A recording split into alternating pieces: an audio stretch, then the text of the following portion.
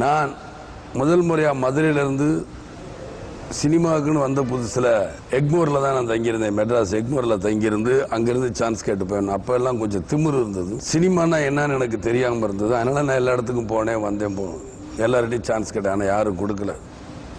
அதுக்கப்புறம் சேனாஸ் ஃபிலிம்ஸ் மர்சூக்குங்கிறவர் எனக்கு ஒரு சான்ஸ் வாங்கி கொடுத்தார். அந்த படத்தில் நான் நடிச்சுக்கிட்டு இருக்கும்போது என்னை வேணான்னு சொன்னாங்க. வேணான்னு சொன்னதுக்கப்புறம் தான் உண்மையான சினிமா நிலை என்ன அப்படிங்கிறது எனக்கு புரிய ஆரம்பிச்சது. அதுக்கப்புறம் நானே கஷ்டப்பட்டு கோடம்பாக்கத்துலேருந்து எங்கெங்கே சினிமா கம்பெனி இருக்கும் சென்னையில் அத்தனை இடத்துலையும் சுற்றி பார்த்து ஏறி இறங்க ஆரம்பித்தேன். அப்போ தான் செலவு பண்ணணும், ஃபோட்டோக்கள் எடுக்கணும், விதவிதமான போஸ்டர்ஸில் எடுக்கணும், நவரசத்தையும் கொண்டு வரணும் மூஞ்சியில். அப்படிலாம் கொண்டு வந்து இந்த ஃபோட்டோஸ் கேட்குறவங்ககிட்டலாம் நான் கொடுத்துட்டு வரணும்.